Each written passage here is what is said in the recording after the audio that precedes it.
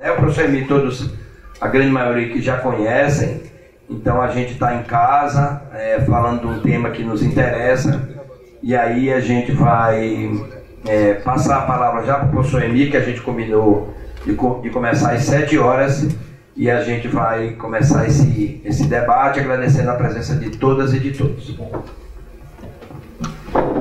Bom, boa noite, companheiras e companheiros. Obrigado pelo convite, obrigado por estar aqui para a gente conversar um pouco.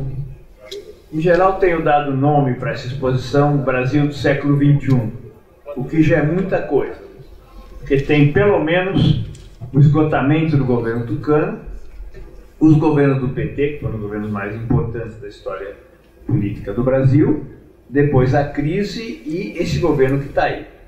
Então é muita coisa, vamos falar de maneira um pouco resumida, mas para não ir tão longe no tempo, vamos nos limitar a esse tema, Brasil, século XXI. Bom, não precisa falar muito do esgotamento do governo tucano, mas só de passagem ele teve um sucesso porque estabilizou a moeda através de um duro ajuste fiscal, mas não teve nenhum tipo de política social. Ele não diminuiu a desigualdade, nem a exclusão social, nem nada. Por isso ele acabou fracassando. A reeleição do Fernando Henrique, inclusive, foi corrida para ele poder se reeleger, porque ele ia dar um choque econômico daquele tamanho. Ele se reelegeu em outubro de 98 e em janeiro de 99 subiu a taxa de juros para 48%, porque tinha fuga de capitais, ele queria atrair que ficasse aqui pagando juros exorbitantes, que levou o Brasil à maior recessão conhecida até aquele momento, que só foi ser recuperada no governo Lula. Eleição de 2002, vocês sabem quem era o favorito nas pesquisas, né? Ciro Gomes. Esse mesmo, né? Nem direita, nem esquerda, nem tucanos, nem petistas, terceira via, etc. tal. O Serra ia ficar fora do segundo turno. Ele pegou uma imagem que não é difícil, do Ciro, tratando uma professora no debate público, colocou na rede e liquidou o Ciro, e sobrou um caudal de votos ali para ser disputado entre o Serra e o Lula. O Serra tinha dificuldade porque o governo Fernando Henrique saiu muito desgastado. E o Lula tinha a votação histórica do PT, 30%, 31%. Aí o Lula fez uma jogada com duas paradas diferentes que acabou levando à vitória. Primeiro foi mudar a sua imagem, mas do Lula sempre a imagem crítica da catástrofe que o Brasil estava próximo de chegar. Ele mudou isso para uma imagem esperançosa de conversar com todo mundo, representado naquela imagem do Lulinha, paz e amor, que projetava um futuro positivo, possível, né? Incorporando gente. E o segundo foi a Carta aos Brasileiros, que era mais complicado, era como que dizendo: nós vamos incorporar o controle da inflação. Vamos ter uma política monetária que vai levar em conta isso. E, na verdade, não só lançou a carta, como nomeou o Meirelles, ex-gerente do Banco de Boston, senador tucano eleito por Goiás, no Banco Central, como que dizendo: olha aqui, nós estamos preservando a estabilidade monetária. A política econômica tinha outro caráter, estava no governo. Mas com essas duas jogadas ele deu um salto, ganhou a eleição e começou o seu governo. Não vamos falar muito em detalhe, né? O primeiro governo foi tropeçando no mensalão, mas o mais importante não era isso. Aqui, desde o começo, as políticas sociais foram prioritárias no governo. O primeiro ministro de Desenvolvimento Social foi o Patrus Ananias, que tinha grande experiência em política social, prefeitura de Belo Horizonte, e começou a priorizar as políticas sociais. Isso foi determinante, porque mesmo Lula sofrendo o impacto das acusações do mensalão, ele baixou o apoio dele para 20 e tantos %. Mesmo assim, quando chegou a eleição de 2006, ele se elegeu, para surpresa da direita, que achou que ia desgastá-lo e ganhar na eleição de 2006. Ele ganhou porque as políticas sociais começavam a ter efeito, especialmente aqui no Nordeste. Então, até deslocou o eleitorado da esquerda, deslocou para o Nordeste. começou essa ideia de priorizar os setores mais fragilizados, com maior desigualdade social, com maior exclusão social especialmente. Então, em 2006, ele já ganhou um efeito do Bolsa Família, começo de efeitos do Minha Casa Minha Vida, Luz para Todos, microcrédito. Então, um conjunto de políticas que surpreendeu a direita, ele ganhou. E aí começou o segundo mandato. O segundo mandato do Lula foi o momento mais virtuoso da história brasileira. Se combinava tudo. Modelo de desenvolvimento econômico com distribuição de renda. Conjunto de políticas sociais, essas mais outras que foram sendo incorporadas, que mudou o mapa social do Brasil. Para vocês terem ideia, para não entrar em detalhe do governo do Lula, como ele foi, ele terminou o mandato com 80% de referências negativas dos meios de comunicação, mas com 87% de apoio. Nunca vista na história do Brasil. Ainda mais sendo alguém que tinha, em relação ao qual amplos setores, especialmente de classe média, tinham um preconceito muito forte, né? Nordestino, líder sindical, esquerdista, todas essas características que lá no Centro-Sul, sobretudo, são. Agora, imagine 87%, significava que é uma hegemonia total da esquerda sobre o conjunto da sociedade. Aquele modelo de desenvolvimento econômico com distribuição de renda funcionava. Nas políticas sociais, tem essas que eu mencionei, mas tem, antes de tudo, a política de distribuição de renda mais tradicional, que é criação de empregos com carteira de trabalho. O PT criou nos 3 mandatos, 22 milhões de empregos com carteira de trabalho. Agora cria 3.500, é uma festa no UOL, né? 22 milhões de empregos com carteira de trabalho assinada. Aumentou o salário mínimo 70% acima da inflação. Só isso já tem um potencial distribuidor de renda enorme, gerador de um mercado interno de consumo popular. Mas para quem não está no mercado de trabalho, tem essas políticas complementares, né? Bolsa Família, Minha Casa Minha Vida, mais médicos e tudo mais, que foram atendendo outras necessidades da massa popular. Além de expansão do sistema educacional, particularmente o sistema universitário, né? O Nordeste foi um espaço privilegiado na criação de novas universidades públicas. Vocês sabem que uma das consequências disso é que o Nordeste passou a ter mais estudantes universitários que o Sul do Brasil. Não é que diminuiu lá também aumentou, teve universidades novas. Tal foi a expansão do sistema universitário no Nordeste em particular. Antes a família discutia qual era o moleque que ia estudar lá no Centro-Sul, né? Agora não, agora passou a estudar todos os irmãos, a mãe, o pai, todo mundo está. Criação de uma comunidade universitária. Eu estive nas caravanas do Lula, todas elas, né? Conheci no sul do Piauí, uma universidade que já tinha mais de 10 anos, né? O que muda na convivência, né? No intercâmbio, tudo mais é extraordinário. Então não foi só promoção econômica em termos de direitos das pessoas, foi também o sistema educacional, o fortalecimento da saúde pública e tudo mais, que levou a essa situação extraordinária que o Lula teve 87% de apoio. Não é por acaso que ele está na memória das pessoas, né? Mudou extraordinariamente a vida das pessoas, né? Em grande quantidade. Falar da transposição de São Francisco, toda uma série de outras coisas que mudaram, e o Nordeste foi, com razão, a região que mais cresceu, que mais se transformou, né? Então, esses governos, os 2 primeiros governos, deram a cara dos governos antineoliberais, que houve no Brasil, na Venezuela, Argentina, Uruguai, Bolívia, Equador, que tem 3 características mais importantes. Primeiro, prioridade nas políticas sociais e não no ajuste fiscal. Vocês sabem que o Brasil voltou a ser, né? Voltou a ser o país mais desigual do continente mais desigual.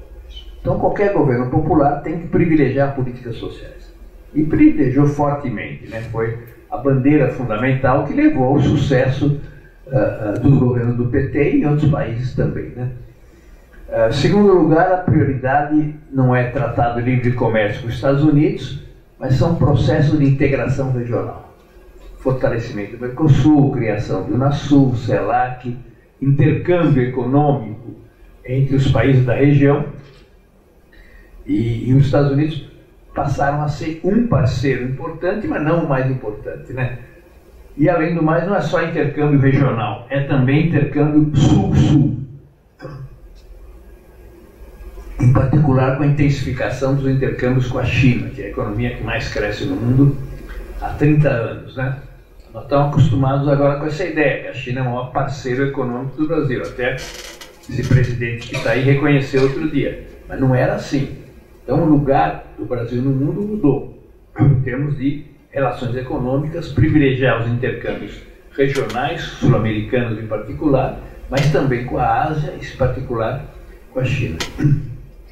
E a terceira característica desses governos, que não são só os do Brasil, são desses outros 5 países, é que o neoliberalismo coloca centralidade no mercado.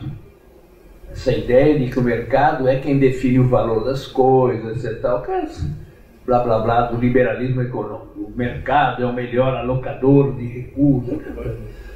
E centralidade do mercado significa Estado mínimo, retração do papel do Estado na economia. Não só com privatização de patrimônio público, mas o Estado deixa de regulamentar a economia, deixa de ser a garantia dos direitos sociais. Então, no governo do PT e de outros países da América Latina, se retomou o papel ativo do Estado. Ativo no sentido de induzir o crescimento econômico, bancos públicos, financiamentos, tá? Mas também garantia de direitos sociais. O Estado que também passa a regulamentar mais a economia, não deixar o mercado definir sozinho quais são os valores, quais são as normas da vida econômica. Esses 3 fatores foram razões do sucesso desse governo e também na Argentina, no Uruguai, na Bolívia, no Equador. Bom, isso gerou os 2 primeiros governos do PT. Ele terminou com 87% de apoio, teve força suficiente para eleger a Dilma presidente do Brasil. Mesmo sem ter trajetória política e tudo mais, ela concorreu com um candidato forte, que era o Serra, ganhou no segundo turno e se elegeu para o 3º mandato do PT. Que foi um bom mandato, mas teve problemas externos e internos, né? Primeiro, a Dilma prometeu diminuir a taxa de juros ao nível internacional, para não atrair capitais especulativos para o Brasil. Ela começou a fazer isso e sofreu um fortíssimo ataque da mídia, do grande empresariado. Ela acabou retrocedendo e voltou a manter taxa de juros altas, que é um problema, porque o maior devedor da economia é o Estado. Então, taxa de juros altas é elevar ou manter níveis altos, elevar o endividamento do próprio Estado. Ela não conseguiu tocar isso para dentro. A situação econômica internacional já não era tão favorável como na época do Lula. Na época do Lula foi favorável, teve aquela crise de 2008, em que o Lula falou, peraí, isso não é um tsunami, é uma marolinha, vamos manter o consumo, manter os créditos públicos, tá? Durante um ano baixaram os índices da economia, depois voltaram a crescer e foram adiante. Mas a recessão internacional continuava. E a Dilma não pegou mais uma situação tão favorável. Os preços dos produtos de exportação estavam diminuindo, mas ainda era um clima favorável economicamente, né? Ela para tentar incentivar o investimento econômico do empresariado, ela fez uma política de desoneração de alguns setores, setores que ela considerava importantes. Ela, o Guido Mantega, o governo suspendia o pagamento de impostos em troca de investimentos. Ela fez isso, só que, primeiro, o parlamento aproveitou essa dica e estendeu a desoneração para muitos outros setores que não tinham importância, mas que interessavam, até para o clientelismo deles contemplar. Então o governo perdeu a arrecadação a partir de setores que não tinham importância. Mas além disso, mais importante é que o empresariado não investiu. Certamente foi um problema do governo da Dilma, porque você não pode desonerar sem ter um compromisso de investimento, manutenção do nível de emprego, manutenção dos preços dos produtos, isso, mas não teve contrapartida. Então a economia declinou um tanto no seu nível de crescimento. De qualquer maneira, vamos recordar uma coisa muito importante. mesmo piorando relativamente a situação econômica, no último ano do governo da Dilma, dezembro de 2014, o Brasil chegou, pela primeira vez na sua história, ao pleno emprego. 4,6% de desemprego é considerado irrisório. Se considerava que todo mundo que procurava emprego tinha emprego. Num país com desemprego estrutural enorme, né? Então demonstra que se chegou a uma situação econômica e social muito favorável. Né? Ela fez uma política social importante também, né? Além de intensificar o Minha Casa Minha Vida, ela criou mais médicos, que é muito importante, porque a preocupação maior da população brasileira é com saúde. É com saúde, situação de desamparo na saúde. Então é uma coisa, é um tema grave. O SUS é um sistema social mais democrático do mundo. Qualquer pessoa que chega lá é atendida, né? Só que eles tiraram os recursos do SUS, que era um imposto ao cheque. Então o SUS procura atender, mas tem precariedades relativas. E além do mais, os médicos formados em universidades públicas abrem consultório nos bairros ricos das capitais, não vão atender a massa da população. Olha onde é que estão os médicos formados em universidades públicas e olha onde estão as doenças no Brasil. Então a Dilma e o Padilha criaram o programa Mais Médicos e ofereceram salário e tudo mais, e os brasileiros não apareceram. Ah, o salário é baixo, ah, não tem consultório, ah, não tem enfermeira, não tem estetoscópio, não tem shopping center, lugares longínquos e tudo mais, não apareceram. Eles tiveram a postura audaz de trazer médicos cubanos, que não são necessariamente melhores médicos, mas são melhores cidadãos, sabem que médico é feito para cuidar do sofrimento das pessoas. Enquanto que os nossos médicos, formados nos melhores cursos na universidades públicas, gratuitamente, durante 6 anos, e depois ainda tem estágio gratuito nos hospitais, se valem disso para ganhar dinheiro. Não tem contrapartidas, né? Um pouquinho no SUS, nada mais do que isso, né? Uma vergonha.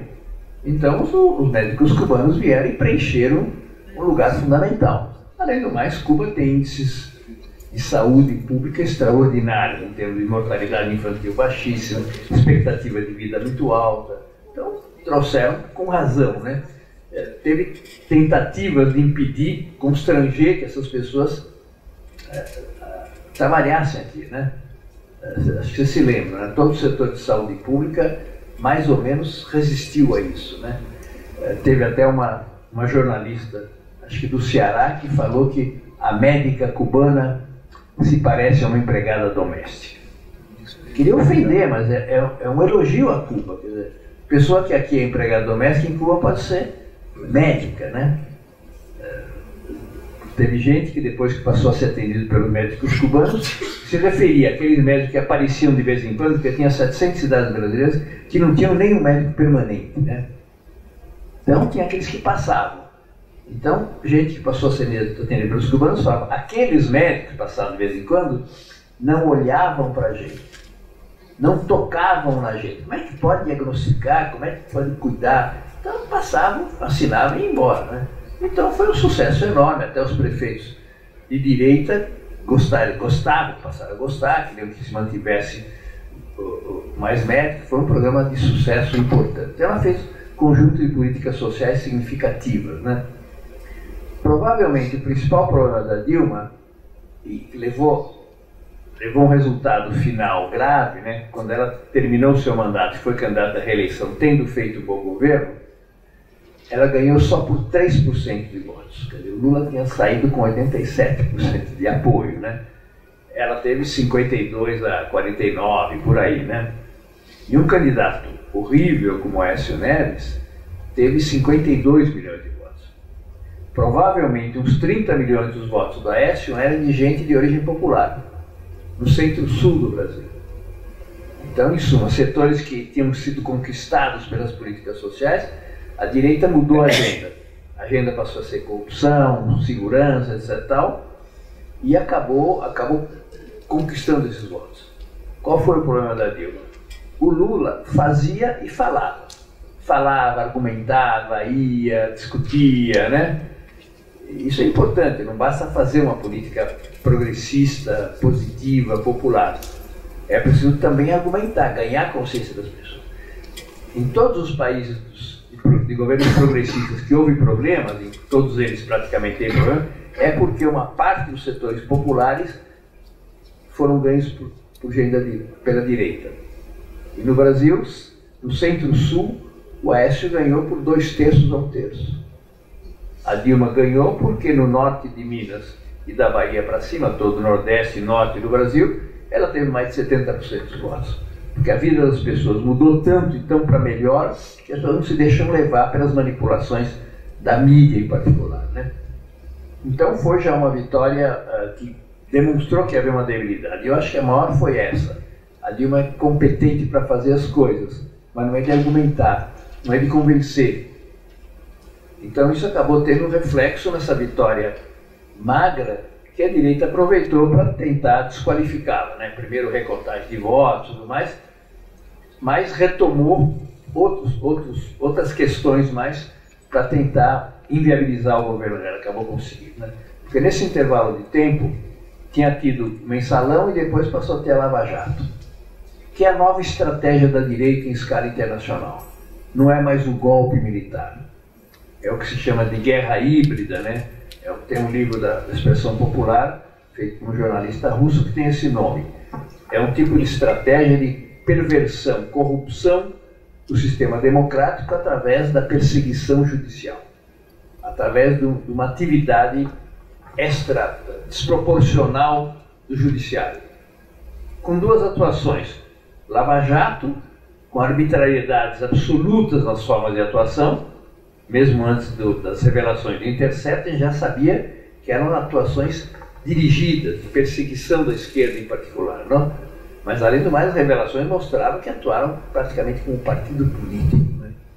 E as altas esferas do judiciário, o STF, fica quieto, ou com medo da opinião pública, o que quer que seja. A verdade é que, você sabe que até hoje o STF não julgou o impeachment da Dilma. Caso mais grave na democracia, um presidente reeleito e que de repente é derrubado sem nenhuma razão constitucional. Você sabe que aquela história de remanejar recursos dentro do orçamento, a pedalada fiscal, não é razão para impeachment. Se o judiciário for julgar, vai ter que abrir a Constituição e falar, bate ou não bate? Vai ver que não bate. Não tem nenhum lugar da Constituição que autorize o impeachment por remanejamento de recursos dentro do orçamento. Então, eles ficam quietos, silêncio, coniventes com as arbitrariedades cometidas, porque tampouco colocavam freio nas arbitrariedades da Lava Jato. A própria condenação de Lula, ao apartamento do Lava Jato, até hoje o Supremo não julgou. Nada do mérito. Porque, se for ver, não tem a ver com ele, não é dele. A tal ponto que o Sérgio Moro escreveu que condenava o Lula sem provas, por convicções. O Estado de Direito judiciário se baseia em provas. Eu posso ter convicções a respeito de certas pessoas. Se eu não consigo prova, não tem condição de condenar, né? Além do mais, condenado por fatos aleatórios, com a expressão que usa, indeterminados, né? Fatos indeterminados. Quer dizer, eu posso te condenar por fatos indeterminados, fato preciso com provas específicas. Então, estavam tão seguros que até construíram um processo absolutamente sem fundamento. Se o judiciário for pegar aquilo e falar condenou por convicção e não por provas, cancela, obviamente, né? Além do mais, e que é aquilo que ficou claro depois, falta de isenção. Mesmo antes, imagine, reiteradamente a defesa do Lula demandava que o Moro não era isento, imparcial para condenar o Lula, e o STF dizia que é. E as atuações, não são as atuações dele, na hora da condenação, vocês sabem a forma brutalmente discriminatória. Ele condenou o Lula a 9 anos e meio. Uma referência a um trabalhador que perdeu um dedo trabalhando na máquina, acidente de trabalho, né? Olha que coisa depreciativa, discriminatória. Tem imparcialidade nisso? Absolutamente não. Agora, o que está no Supremo, justamente em que o Lula confia muito que possa se dar, é que o Supremo finalmente decida que o Moro não é isento para ter julgado o Lula. Você sabe o que acontece aí, né? Elimina todos os processos do Lula, né? Todos eles tinham que ver com o Moro. Por outras coisas também, o apartamento lá não tinha nada que ver com a Petrobras. Então não tinha nada que ia a Curitiba. Então, um conjunto de arbitrariedades e o Supremo fica quieto. Então é uma combinação de um setor que comete arbitrariedades com perseguição política, que se chama de judicialização da política, ou de guerra das leis, né? Utilização das leis de uma maneira muito determinada para perseguição política. Essa é a nova estratégia deles, né? E que eles começaram a colocar em prática o impeachment da Dilma, criando um clima político, mobilizando setores de classe média em particular, em 2015, 2016, criando aquele clima todo que desembocou naquelas votações absurdas. Vocês imaginam que se a Dilma tivesse 1/3 de votos de deputados, 1/3, não teria impeachment. Criaram uma coisa avassaladora, né? Televisão, cadeia de televisão na cara dos caras que estão votando, né? Foi um domingo, né? Aquele clima todo que foi criado, que levou àquele absurdo do impeachment da Dilma sem nenhum fundamento legal. Nenhum fundamento.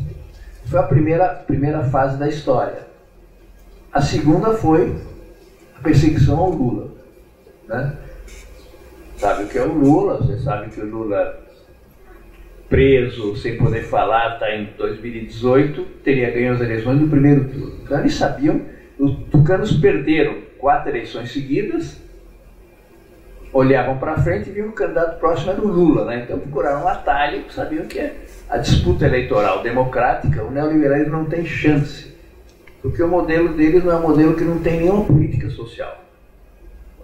Vamos pegar o caso mais clássico, né? O Macri na Argentina, né? Derrotou eleitoralmente o pedaço da Cristina, em dois anos estava liquidado em termos de apoio popular, porque eles só sabem fazer ajuste. Eles voltam ao governo e não aprendem do sucesso dos outros governos, né? Qual é a política social do governo Temer, Bolsonaro ou Macri, com perdão da palavra? Nenhuma. É a mesma ideia antiga do Fernando Henrique. Estabilizou a moeda, vai ter distribuição de renda por si só, tá? Não é verdade. Tem uma importância no controle da inflação. O próprio Lula fala agora que o PT devia ter apoiado o Plano Real, né? Porque a inflação, a quem ela mais prejudica, é os trabalhadores. O Fernando Henrique usava a frase: a inflação é um imposto aos pobres. Porque o pobre não tem como se defender da inflação. Chega no meio do mês, tudo que é inflação já corroeu o salário dele. Quem tem um dinheirinho na poupança se arruma, quem tem mais dinheiro ganha. Então era um tema, só que eles só tem isso, né? Tiveram eleição, o Fernando Henrique foi assim, o Menem foi assim, o Carlos Andrés Pérez da Venezuela, o Fujimori do Peru tem sucesso e depois não elege mais ninguém, né? Nenhum outro tucano se elegeu depois do Brasil pelo desgaste que significou o governo Fernando Henrique e pelo sucesso das políticas sociais dos governos do PT. Então tinham que liquidar o Lula, porque ele ganharia a eleição e ganhar no primeiro turno, né? Então foi aquela perseguição absurda em relação ao apartamento, em relação ao sítio, né? Ele tinha uma ideia de que o Lula favoreceu os empresários e os empresários deram vantagens para o Lula. Então, supostamente, aquele apartamento lá teria decoração extraordinária, até que o MTST entrou lá dentro e viu que aquela mentira total e absoluta, né? Quais são os grandes benefícios do sítio de Atibaia? É o pedalinho que a dona Marisa comprou para os netos dela, né? Isso é contrapartida de um grande negócio. Eles estavam tão convencidos daquele PowerPoint que o PT se organizou para assaltar o Estado, que nem sequer buscaram uma coisa mais fundamentada, nada disso, né? Então é um processo fajuto, né? Que aí deu essa condenação do Lula, né? O Lula, quando se sentiu que a direita estava muito mobilizada, passou a fazer as caravanas, né, pelo Brasil todo. Eu tive umas 4 caravanas, passavam por aqui, delícia, né, de concentrações. E quando ele terminou a última caravana, em Curitiba, Bolsonaro foi lá e falou: vou fazer uma grande manifestação no dia seguinte. No dia seguinte tinha 8 pessoas. Né?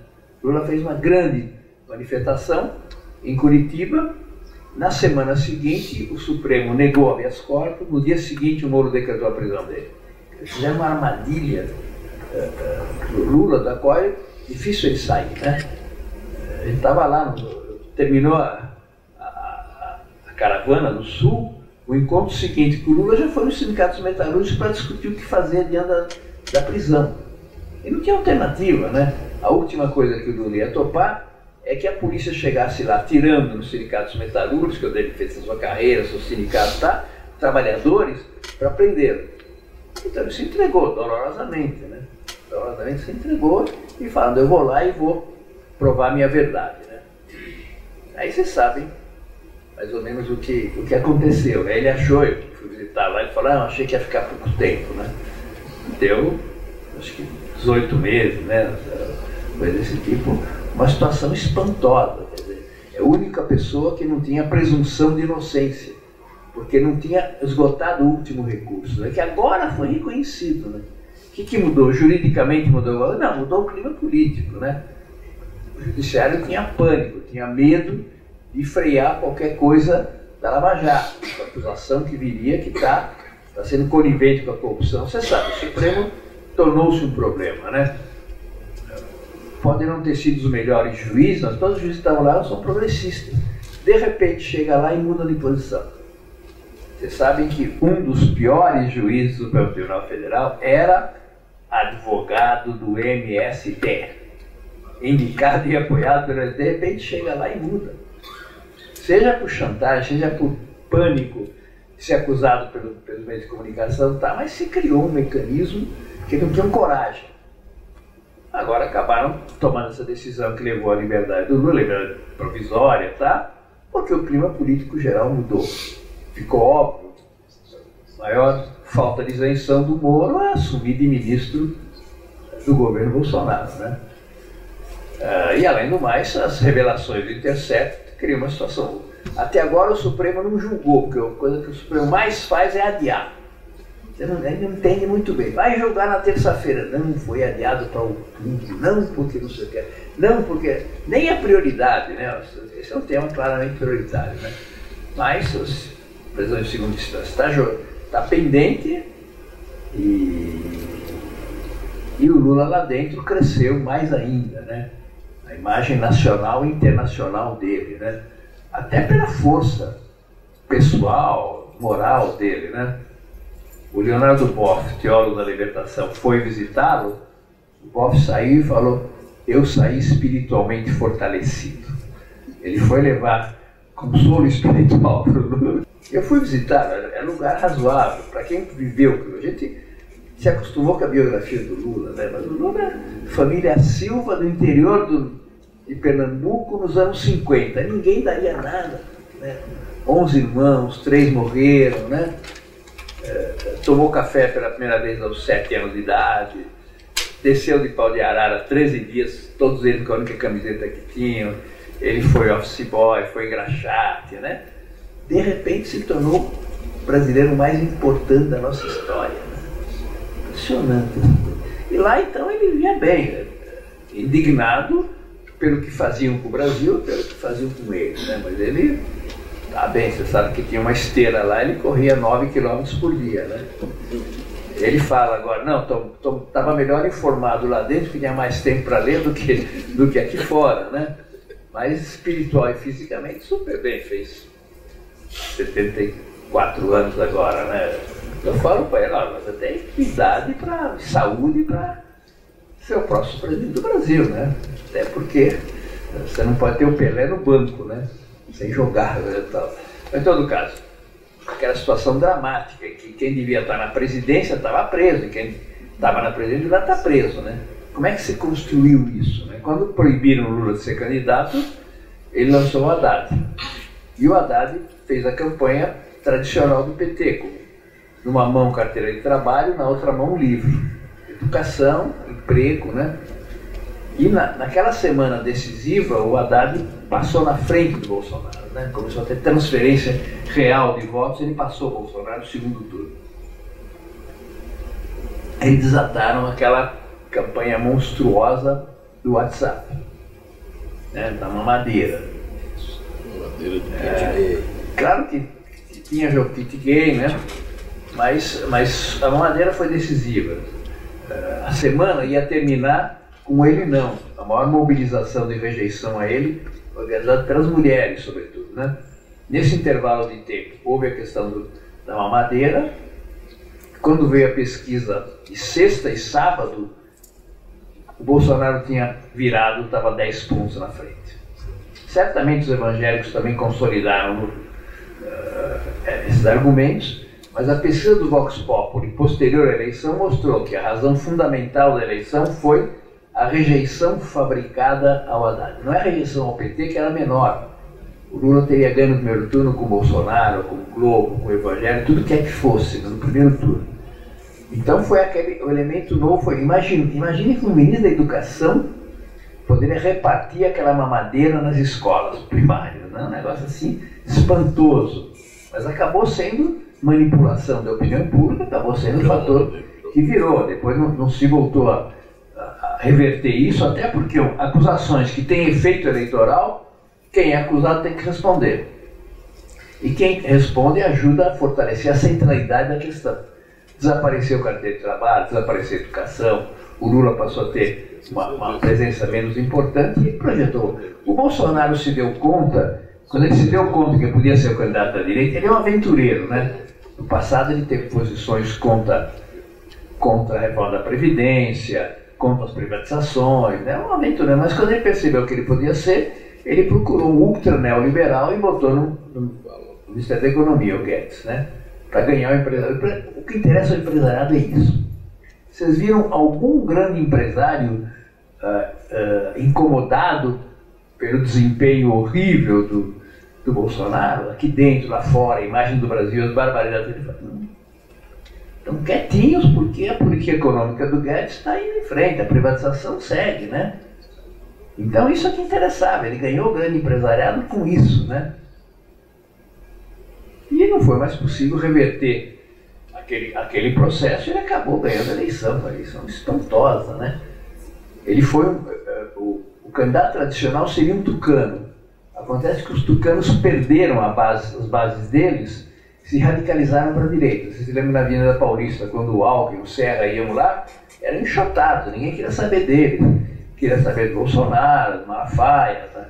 Então, o esgotamento dos tucanos é que fez com que a direita olhava lá e falava: quem que eu posso me apoiar para tentar virar o jogo?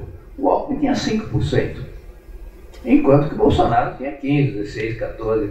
Não havia mamadeira que fizesse o Alckmin virar aquela eleição, né? Enquanto que o caudal de votos do Bolsonaro e o potencial dele pôde possibilitar essa virada esdrúxula, espantosa.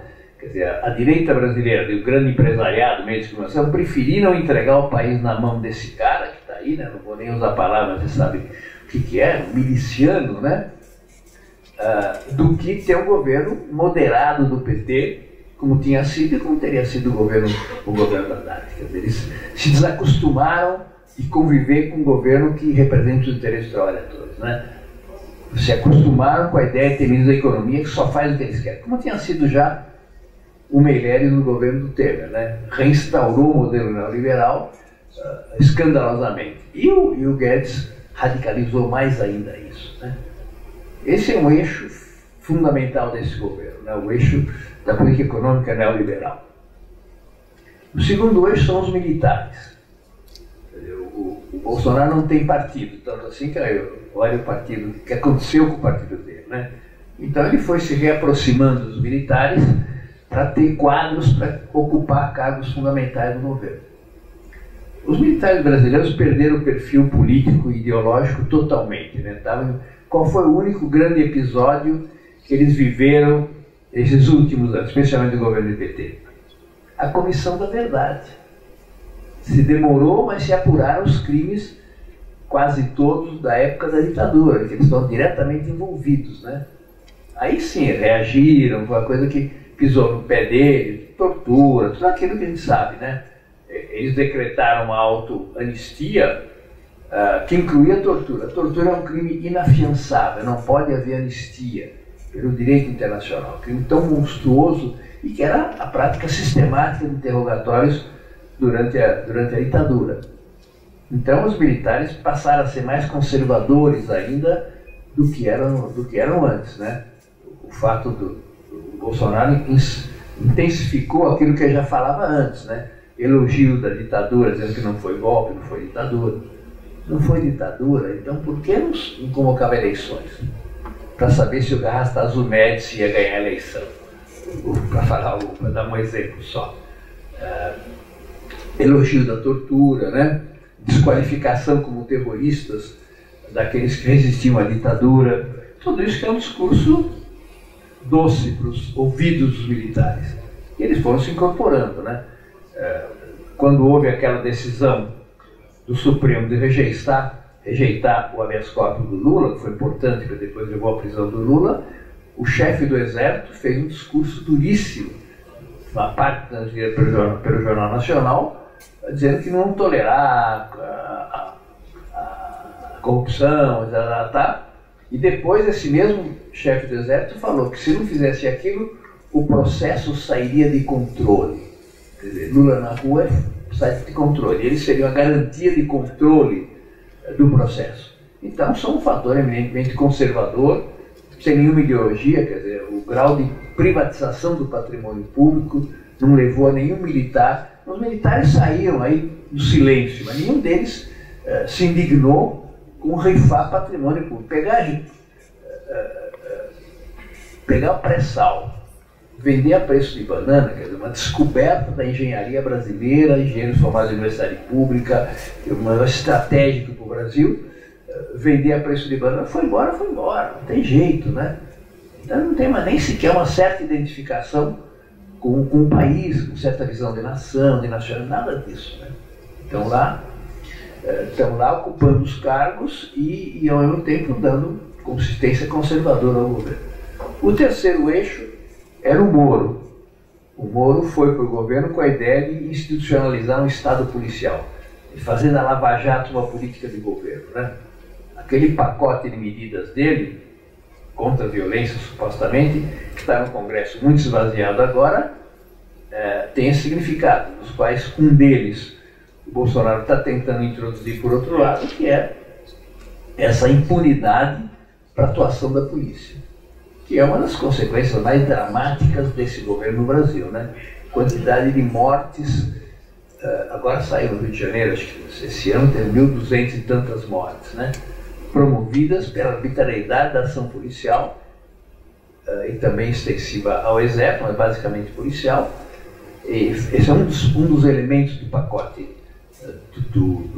Mas o Moro se enfraqueceu com as declarações da Intercept, com o enfraquecimento do governo, com as certas arbitrariedades excessivas do pacote dele, que está parado no Congresso e está esvaziado relativamente. Mas eram uns elementos importantes. Porque o que a direita queria, não sei se vai conseguir, é institucionalizar, blindar o sistema político de forma que a esquerda nunca possa mais ganhar a eleição. Não houvesse mais um 2002, né? A esquerda vinda da oposição e ganhar. Não sei através de quê. Um deles, claramente, é perseguição normalmente sociais, acusando de terrorismo, né? O MST viola o direito de propriedade, é terrorismo, o MTST, tá? O próprio PT, né? Então, essa é a política que tentam colocar em prática. Não conseguiram até agora, né? Também porque o Bolsonaro foi um candidato viável para derrotar o PT, né? O candidato da direita era qualquer um menos o PT, qualquer um que possibilitasse derrotar o PT. Ele foi, mas era um péssimo governante, a direita reconhece isso, ele briga com todo mundo, ele cria conflitos, ele não agrega, né? Não é um político no sentido de criação de consenso nacional. Tanto assim que ele está reduzido a 1/3 dos votos que ele teve. Provavelmente quem está menos afetado por esse enfraquecimento é o grande empresariado e os evangélicos. Não há grandes cisões. Os setores evangélicos que apoiaram, aparentemente estão firmes. Os outros setores estão claramente em refluxo no apoio a ele, né? É um governo que se enfraqueceu e que não tende a se fortalecer, nem sequer consegue compor a unidade do partido que eles tinham.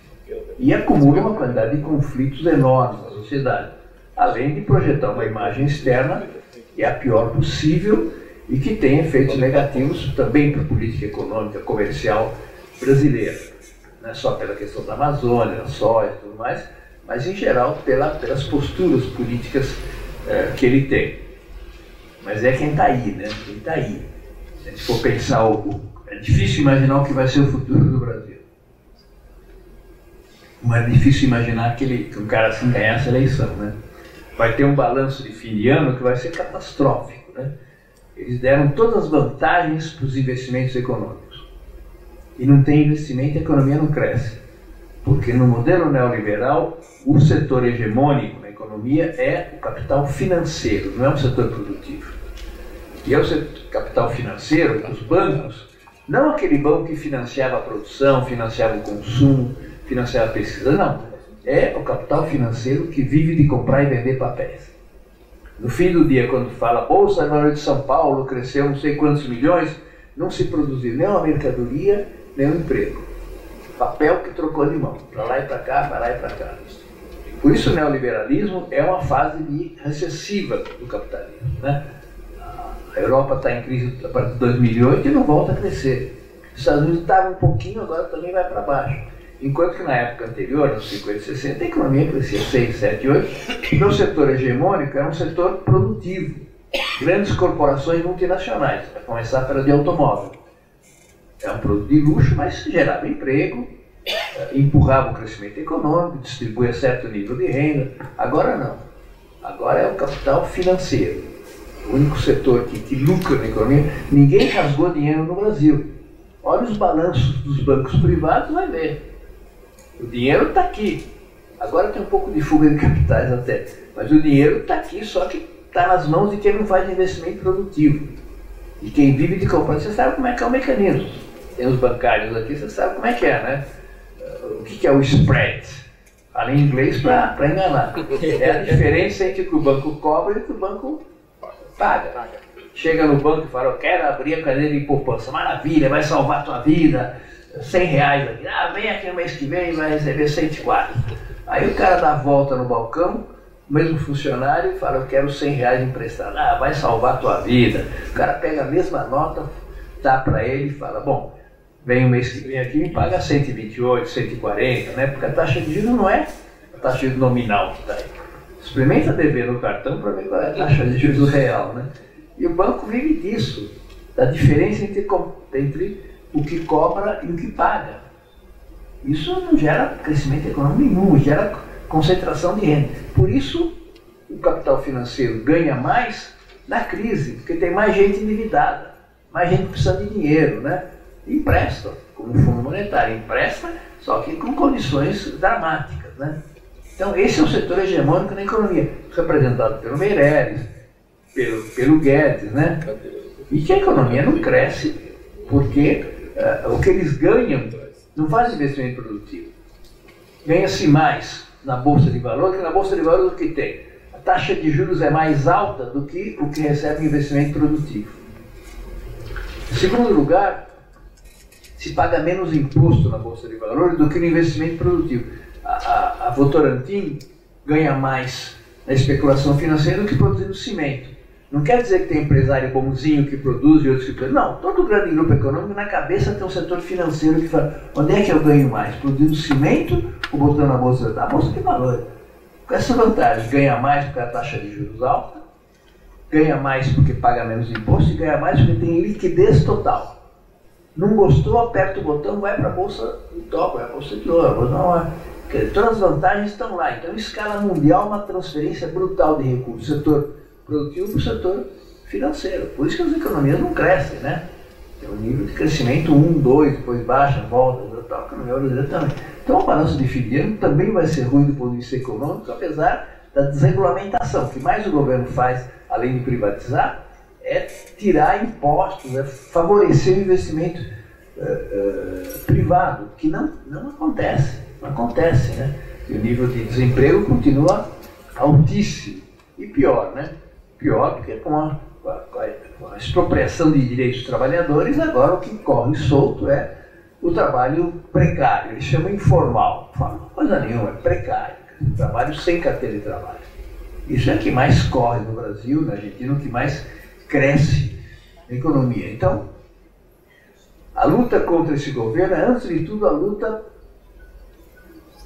explorando as consequências sociais dramáticas do modelo econômico. Foi assim que o Marx se liquidou. Manteve o modelo, e perdeu. Ele tinha bases populares de apoio, perdeu. Tinha base de classe média, perdeu. Então, o primeiro tema fundamental nosso, o movimento sindical tem a ver muito diretamente com isso, é explorar as consequências sociais dramáticas. Porque o cara pode ser evangélico, pode ser qualquer coisa, o cara come, tem que ter salário, tem que pagar aluguel, tem que ter transporte, tá? Então, na verdade, esse é um tema, não é o único, mas certamente é um tema de base fundamental, né? A questão econômico-social. Econômico-social, a perda de emprego, o medo de perder emprego, o emprego precário e assim por diante. E os salários baixos, sem direitos fundamentais, trabalhando precariamente, né? A massa da população está cada vez na rua, né? Ou porque está procurando emprego, ou porque está vendendo coisa, então é uma massa flutuante enorme, né? E que o movimento sindical tem que trabalhar também, né? E tem que trabalhar também aqueles setores que entraram e foram para a direita, né? O concurso de expansão da Caixa incorporou gerações jovens, majoritariamente conservadoras. Que concurso é esse para trabalhar em banco público que você não inclui a ideia do que significa trabalhar em banco público, né? Agora, talvez, com risco de perder, fechar a Caixa, porque, na verdade, você corta a política social, na outra ponta corta a agência da Caixa. O banco público serve para fazer política social. Os tucanos privatizaram os bancos públicos de São Paulo, de Minas, não tá? Porque não fazem, os bancos deles são os bancos privados. Itaú, Bradesco, né?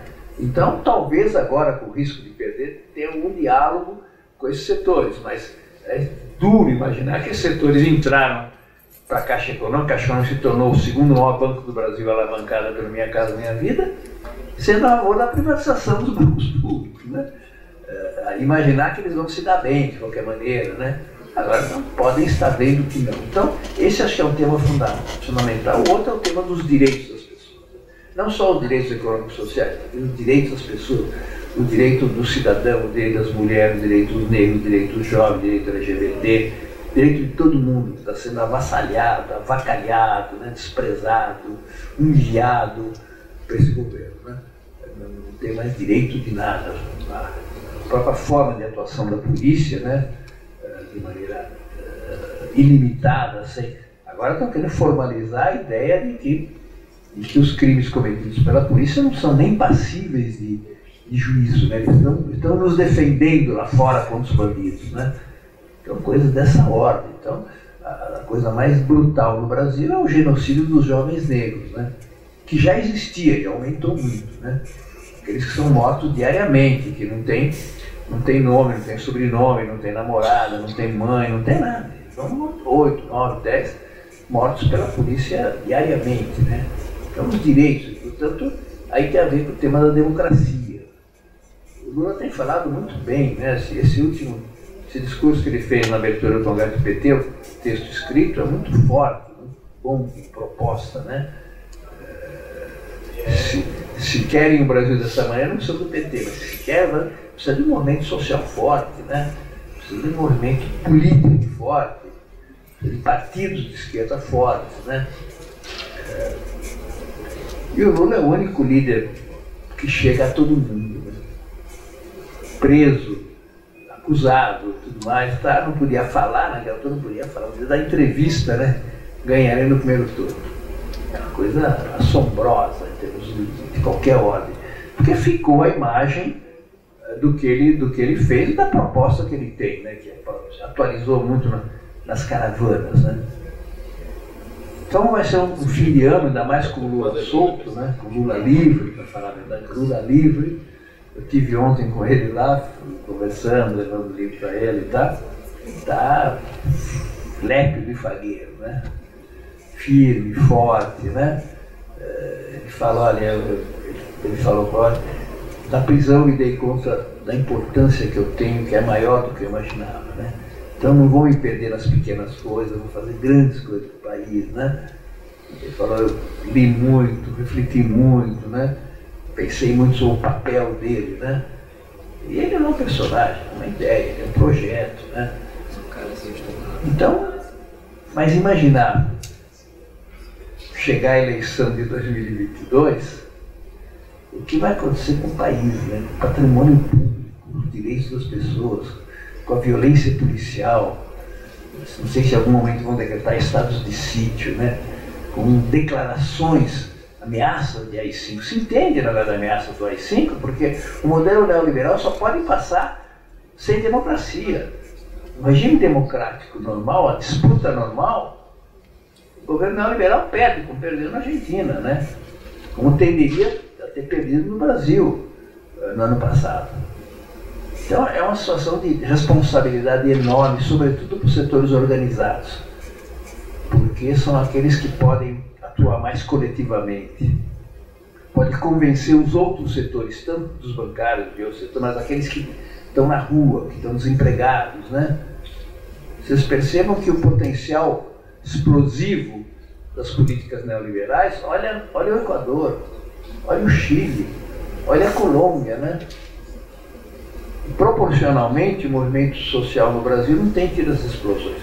O Lula diz que, em parte, é porque, pelos efeitos que ainda existem nas políticas sociais que o PT tinha colocado em prática.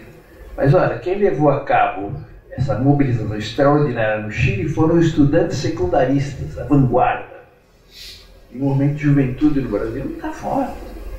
O movimento de jovem, o movimento estudantil, não tem tido um papel. Nós temos que discutir isso, o que está acontecendo. Não é que é direito, que pobre de direita, não. O Haddad ganhou nos pobres, ganhou nos negros, arrasou no Nordeste. Então não é isso, não. Mas por que essa faz pesquisa, Lula ganha? Por que a reação não tem sido uma reação muito mais ativa, muito mais agressiva, mobilizadora do resto da sociedade, né? É um tema, não tem muita resposta. Eu sei que as pessoas estão vivendo muito mal, estão lutando pela sobrevivência, mas certamente no Equador também é assim, certamente no Chile também é assim, né? Então é um tema que a gente tem que discutir. Até conversei um pouco com isso. O Lula fala, não basta ter manifestação, greve, eu tenho que ir todo dia, fazer piquete todo dia na rua para conversar e convencer e argumentar. Os movimentos organizados têm mais obrigação com isso, porque tem capacidade de mobilização, capacidade de organização. Olha, esses são elementos que eu queria trazer para a gente conversar, discutir, não tem uma solução. Eu acho que tende a voltar a ter um governo progressista no Brasil. Como é que a gente vai chegar até lá? Vamos ver. Eu acho que para a direita seria melhor ter o vice-presidente, mas é uma operação muito delicada. Tirar o Bolsonaro. Até porque ele olha para o Temer e fala, puxa, o Temer saiu da presidência e foi preso. Imagine ele e a fragilidade dos filhos dele, o que pode acontecer. Então é difícil ter um acordo com ele. E ele tem liderança. Nenhum outro líder da direita hoje tem liderança. Ele tem declinante, mas tem. Tem um discurso brutal, etc. Tal, mas quem é o governador de São Paulo? Não sei o que, não é nada, né? Então é uma operação, para a direita também é um problema e é uma operação difícil. Vamos ver o que vai acontecer no futuro, mas eu acho que nós temos 3 elementos importantes. Governadores do Nordeste, importantes, liderança nacional do Lula, bancada parlamentar de esquerda boa. Eu acho que falta mais, falta os partidos se renovarem, se incorporarem mais jovens, mais mulheres, mais negros, serem mais ativos, mais dinâmicos, né? E os movimentos sociais também ajudarem a massa da população a tomar consciência e a se rebelar contra a situação que está aí. Parar agora para a gente poder dar uma conversada, tá? Obrigado. Antes de